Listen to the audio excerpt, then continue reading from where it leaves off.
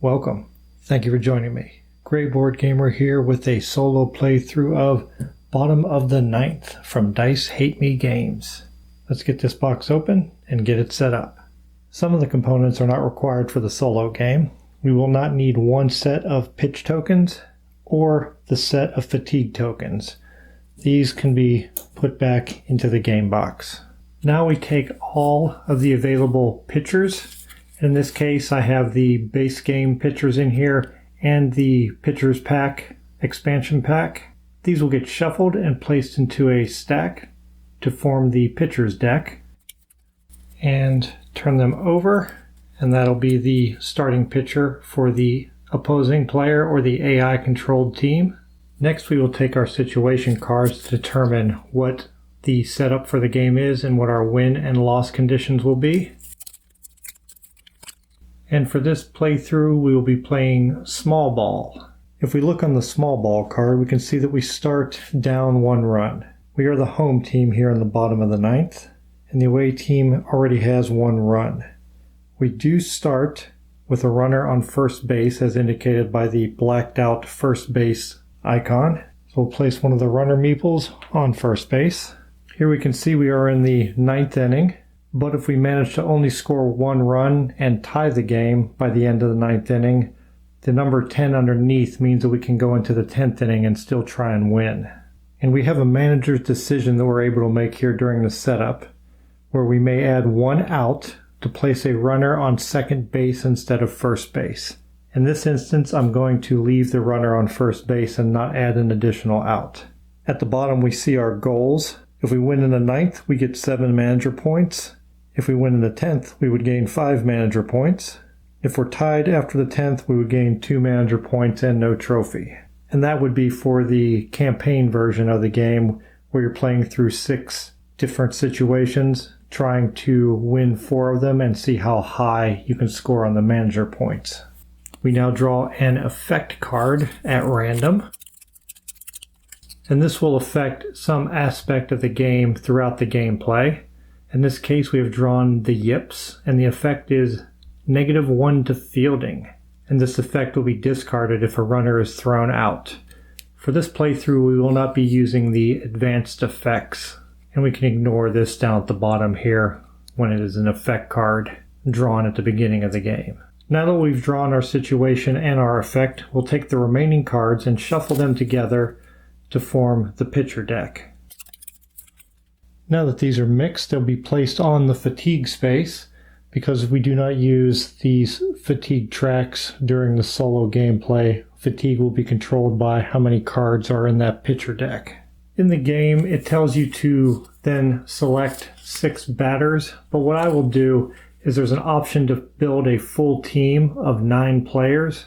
So I'll shuffle all of these available batter cards up, which also include the Hitters Pack expansion along with the base game in here. Now that they're shuffled together, we'll go ahead and form our team. And I'll do so by drawing 8 cards right off the top. Then I'll explain what you need in order to form the team correctly.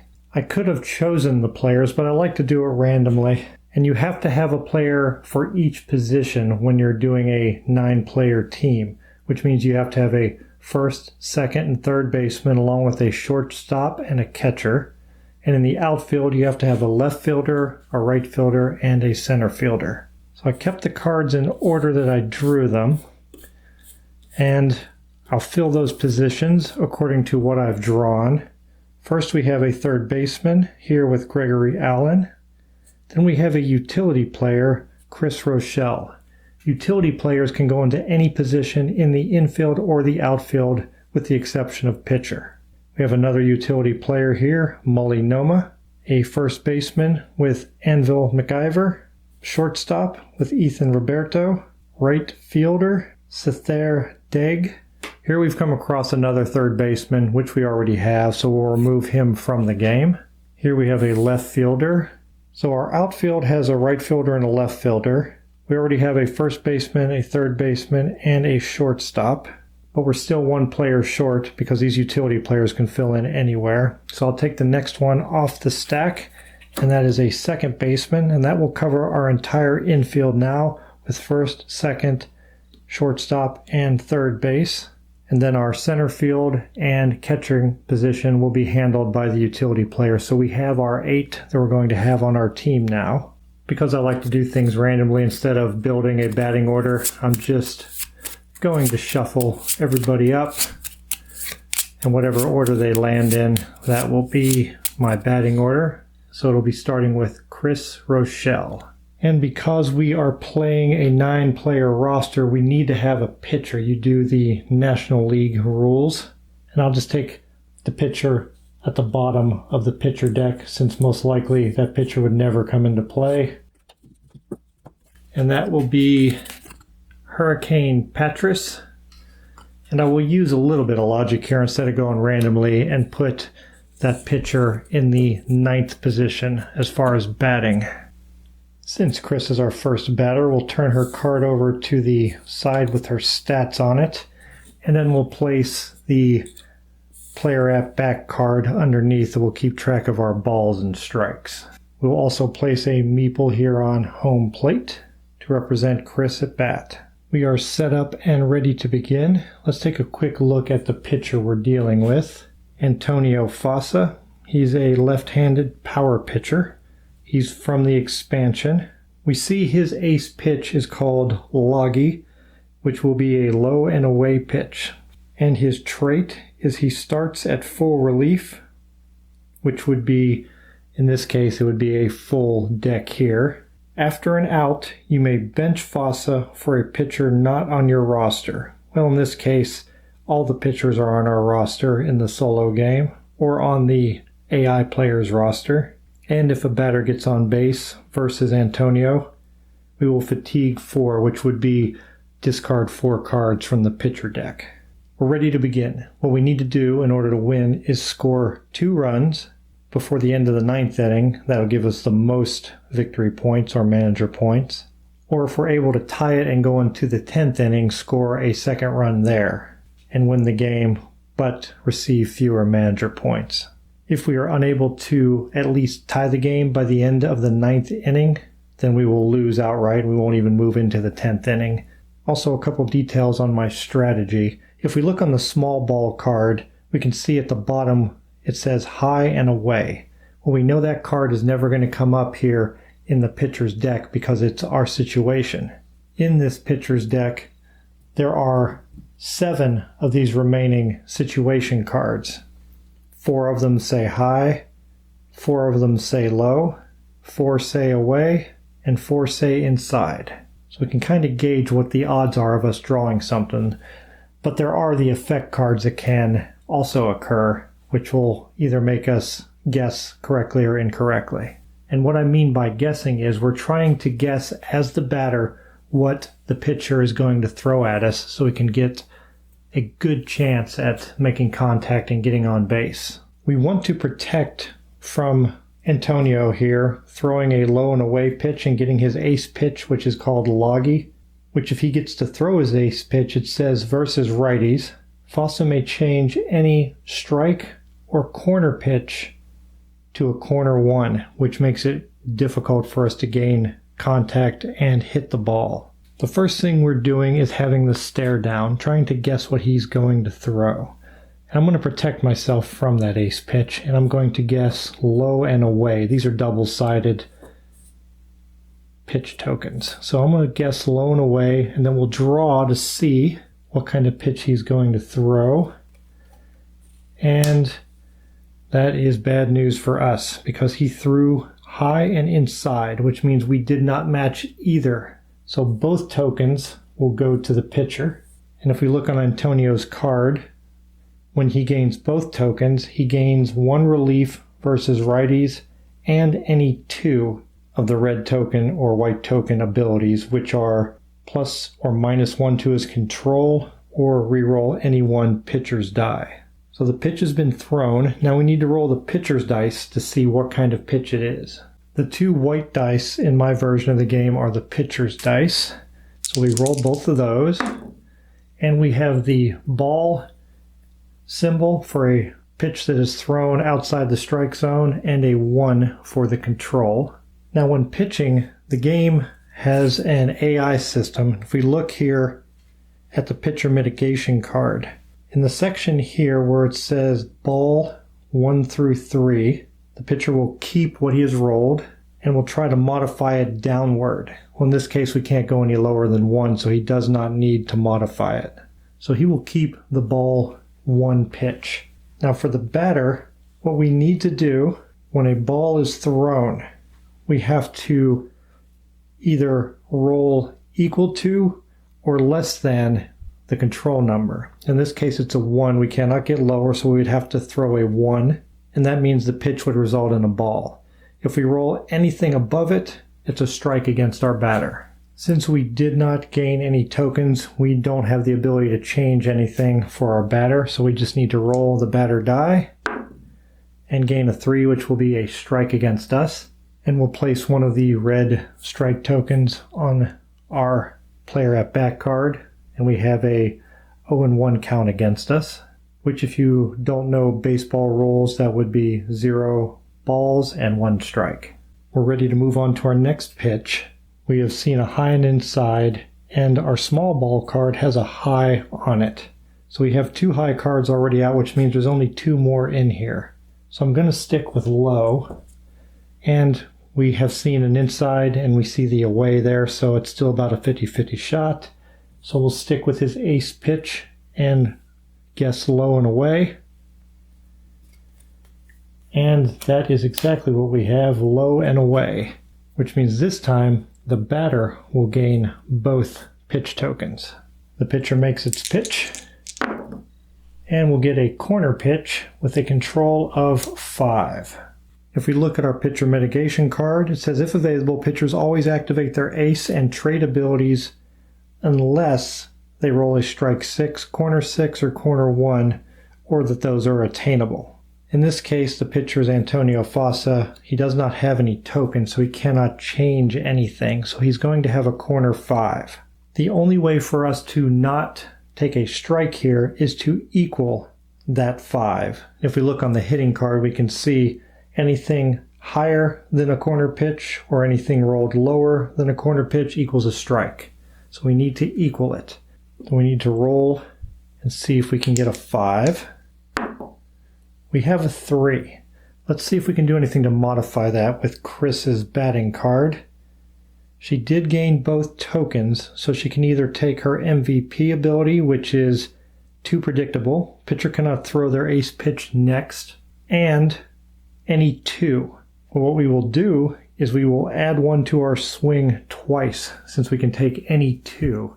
So we'll do a +1 twice, taking the 3 to a 4, and then to a 5, and that will equal the corner, which means we will make contact with the ball. Chris has made contact, which means she starts running.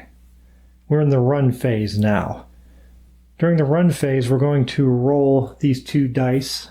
If either player gets a 5 or a 6, whether it's the pitcher or the hitter, that would be a success for them. If the pitcher gains a 5 or a 6 first, then the runner is thrown out. If the batter gains a 5 or a 6 first, then the batter has safely advanced to first base, moving the runner that is on first base over to second. If they both roll success, the higher number would be the one that wins. If they tie, the runner wins ties. In this case, if we look on the Yips effect card, there's a -1 to fielding, and that affects the pitching team. So during this run, the pitching team would need a 6 since they're at a -1. The 5 won't help them. They would need a 6 in order to be successful. So we'll roll both dice. And luckily for us, the Yips are in effect because otherwise the runner would be out right now because they did get a 5, but that -1 will take it to a 4, so neither player has success. And this worked out for us great. The 5 -1 is reduced down to a 4, but the runner achieved success by rolling a 5. So Chris successfully gained a single, moving that runner forward. We'll move Chris off to the side. She's on base. That'll bring up sit there, if I'm saying that right. She'll be our next batter. The strike will come off. We'll place a meeple at the plate for her. And Antonio's trait says if the batter gets on base, fatigue 4. In this case, we'll fatigue 4. 1, 2, 3, 4. That doesn't leave him many cards remaining in his deck. But he will stay in the game because after an out, we can bench him. The pitching team has not been able to obtain an out yet. And when you change batters, the pitchers gain relief. And in this case, it's however many empty bases there are, these cards will go back into the deck. So since there is one open base in the solo game, you take that number of cards off the bottom of the discard deck, you place it back into his pitching deck, and shuffle. And we are ready for our next batter. You can look at the discard pile at any time, and since we had a lot of cards go in there, we want to see what is in there. We see that there are 2 aways, there's an away over there, so we have 3, so most likely it's going to be an inside pitch, and we see 2 lows and 2 highs, so that's still a 50-50. So I will make a prediction that it's going to be inside, and I will guess high, since it's a 50-50 shot anyway. And Antonio makes the pitch, and it is low and inside. I guessed correctly with inside, so I get the white token. The pitcher will get the red token since I did not guess that properly. We'll see what type of pitch Antonio throws at us this time. And we have a ball 6, which is really good for us. But let's look at the pitcher mitigation. On a ball 6, he would want to re-roll the pitching die. In this case, he is not able to do that because he gained the red token, which is a control issue. He could change that up or down 1. And since a ball is going to stay a ball unless we swing and roll higher than that, we can't roll higher than 6, so he will use his red token to modify that down to a 5 at least. So the pitch will remain a ball as long as we roll a 5 or lower. We have a white token, so we can re-roll our swing. And if we look on her card, her trait is that she can re-roll a swing of 3. So as long as we don't roll a 6, we're okay. And we rolled a 3. She may re-roll that, but there's no need to, so we will gain a ball. We'll place our token down. That's the first pitch. We have a count of 1-0, 1 ball, and 0 strikes. And I will guess the same thing again. Or should I change it up? Nope, there's still more aways, so the odds are still better that it's going to be an inside pitch. And we just saw a low, so we'll go with the high.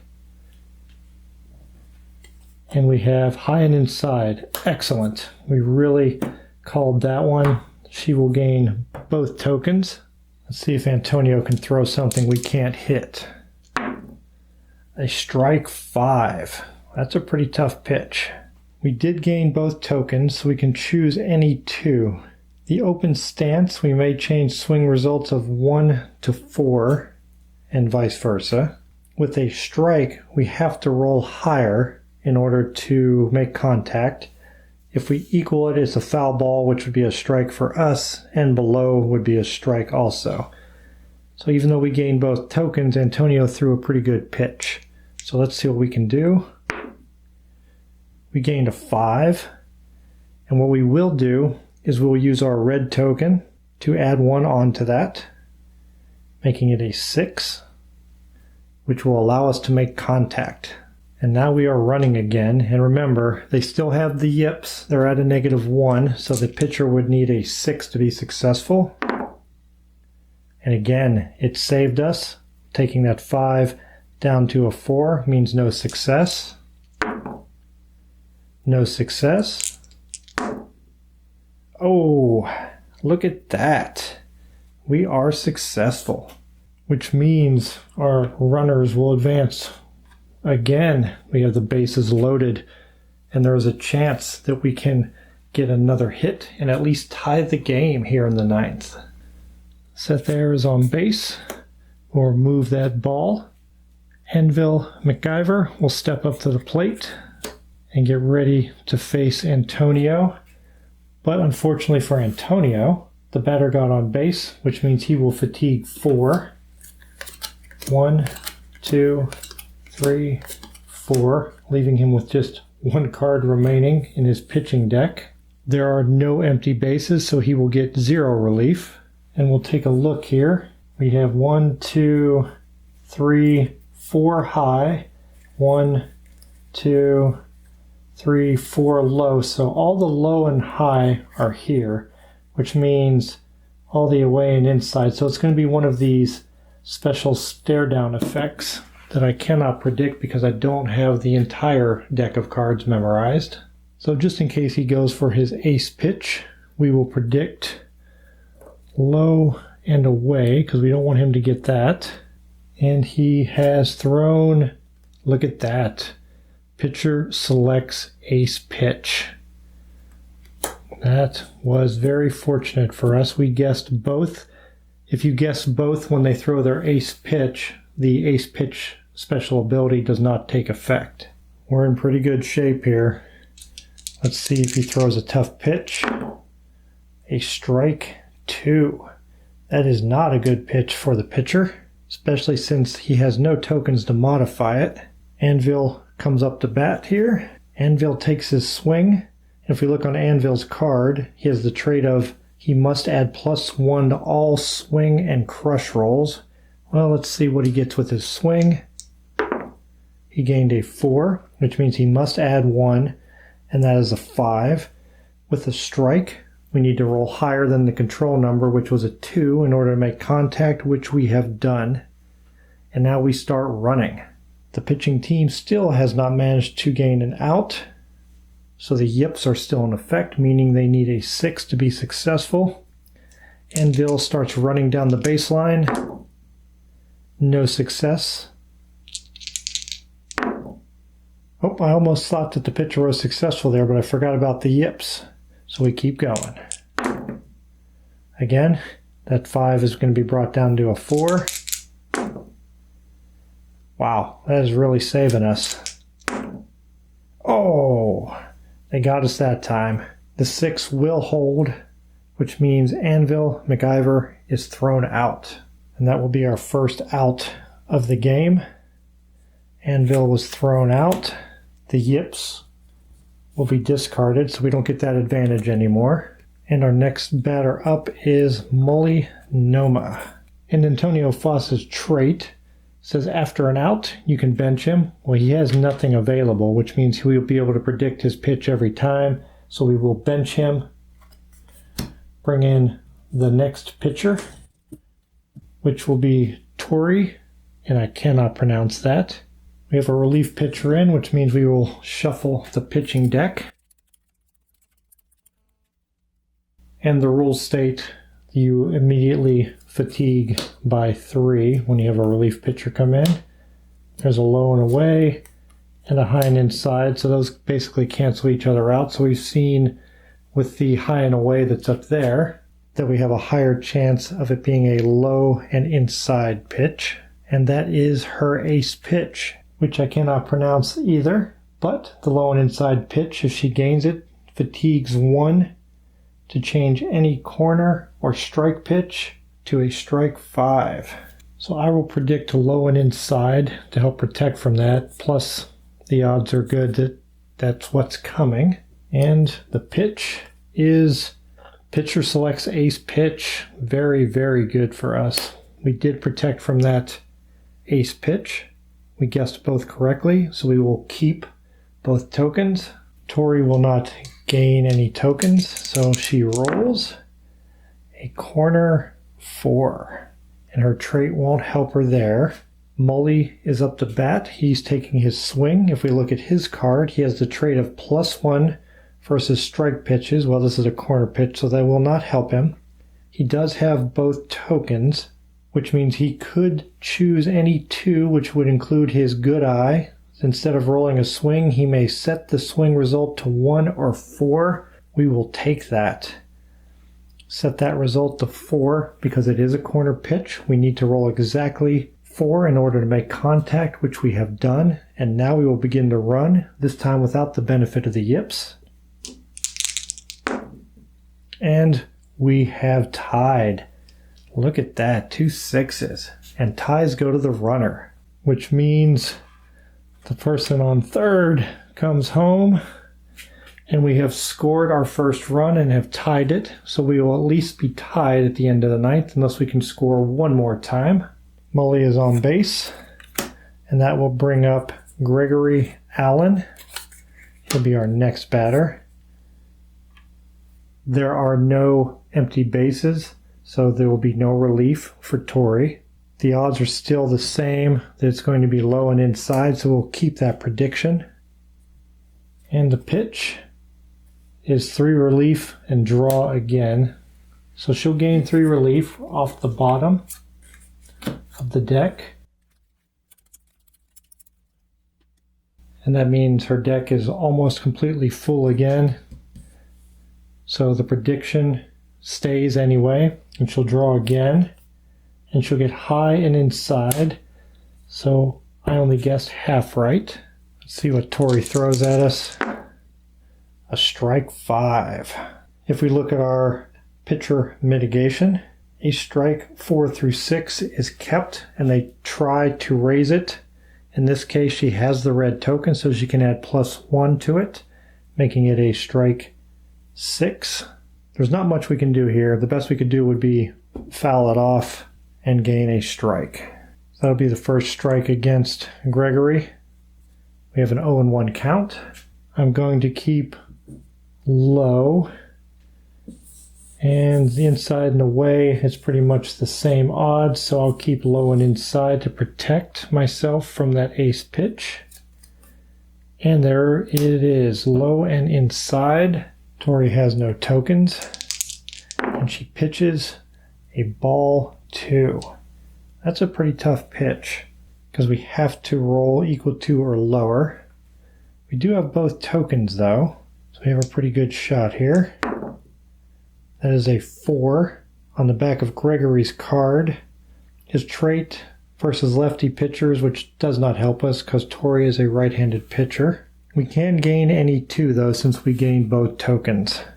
So we'll subtract 2 from the swing, making it a 2. That way we have a ball in our favor. That is the first ball for Gregory. So we have a 1-1 count. We have seen 2 high, 1 low, 2 inside. So we'll keep low and we'll take away. So we'll go with low and away for this pitch. Batter predicts both incorrectly. Ouch. Which means she actually threw high and inside and will gain both tokens. Luckily, it is not her ace pitch. She will throw and gain a ball 5. That's not very good for her. If we look on her card, she gains both tokens. She fatigues 1 to gain 1 relief. She fatigues 1 to gain 1 relief. So she'll fatigue 1, gain a relief off the bottom, which really helps us out because all we need to do is roll anything but a 6 to keep this as a ball. Whew, that was close. That is ball 2. And now we're getting to the point where getting a couple more balls will walk a run in since the bases are loaded and will win the game. So making contact is not necessarily needed now. I will go with low and away, judging by what I looked at. And there it is, low and away. Good selection. We will keep both tokens. Tori will make her pitch. And it'll be a ball 3. So we need to roll a 3 or lower. Perfect. That is ball 3. Ball 3 means we are 1 ball or 1 successful hit away from winning this game of small ball. I'm going to go with the odds again, change this to high, because we've seen less high and less away. So we'll go with high and away. Batter predicts both correctly. Very, very nice. So we can almost guarantee a victory here unless she throws a phenomenal pitch. Here we go. She's going to throw a tight corner pitch or a high strike. A strike 4. We need to roll a 5 or a 6 to make contact, but that won't guarantee that we'll make a run. I was hoping she would roll a ball and then I could work towards walking a winning run in. But Gregory takes a swing, gains a 5. That is contact. He doesn't need to modify it. So now we start running. And if we can make it on base, we win. If the pitcher wins, that'll be out number 2. No success. No success. Still. Ooh, let me show you that I'm not cheating. And that dice that bounced out was a 6 also, which means we have tied, and ties will go to the runner, which means everyone will move up 1 base, allowing us to score 1 more time, making that our 2nd point. And since we're the home team here in the bottom of the 9th, we have attained victory. And if we were playing the campaign of 6 games to see what our manager points and wins would be, we have 1 in the 9th. We would gain 7 manager points and a trophy. As you can see, the game goes by pretty quick. It's only like a 15 to 20 minute game, which is really nice if you want to get something quick in or in between playthroughs while other people are finishing up a game. I got quite fortunate here. They didn't have very good pitching. I had that yips card at the beginning, and until they gained that first out, they needed a 6, which I was saved multiple times when they rolled 5s. Otherwise, this would have been a much tougher playthrough for me. There are things that you did not get to see. There's an aspect called crushing the pitch. If you roll a natural 6, the pitch has been crushed. And when you do that, you immediately roll the swing die again, and you compare that to the crush roll chart. So if you roll a natural 6 and crush it, and then you roll the die again on a 1 or 2, that's normal contact, so you go back to the run phase as normal.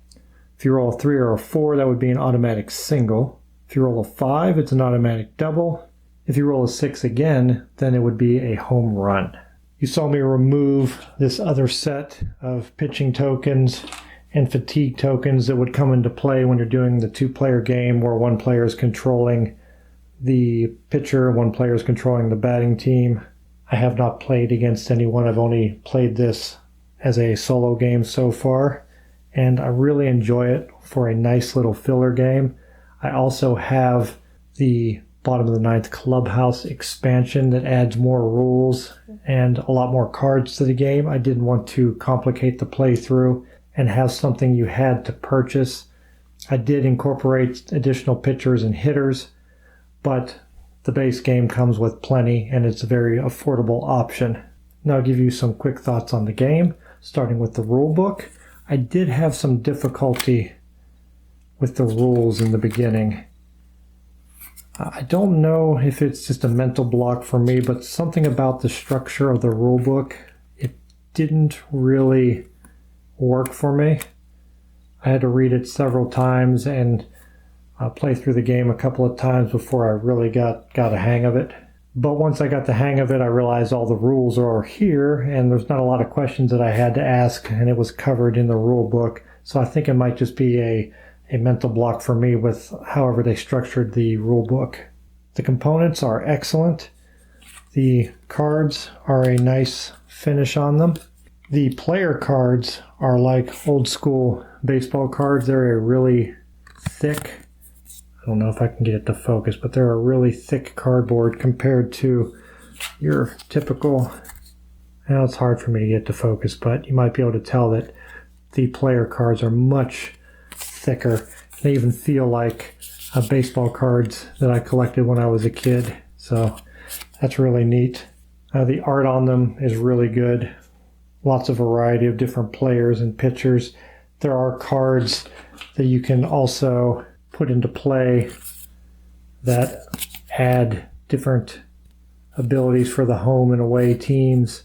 And there's a lot more in the Clubhouse expansion that I have not attempted to play yet. I used to watch baseball a lot when I was a kid. I haven't watched it since I got out of high school, which is like 100 years ago. But I remember watching Pittsburgh Pirate games with my dad.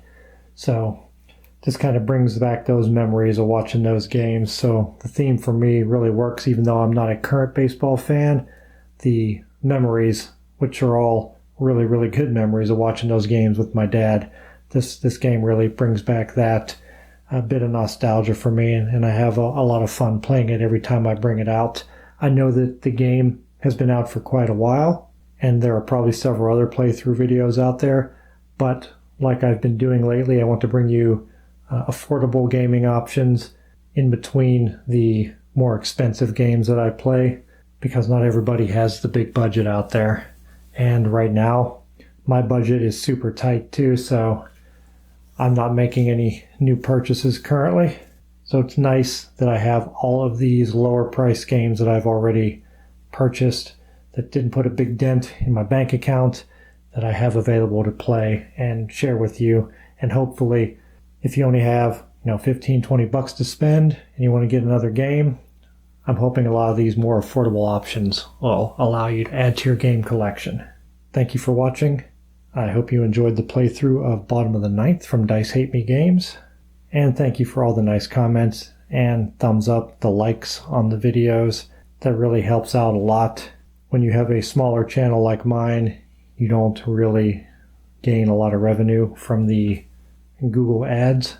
So getting the word out there and having my videos show up more often because they have those extra likes on them really helps a couple more cents come my way, which will allow me to purchase more games for additional content in the future. Thank you all for being awesome, and I'll see you in my next video.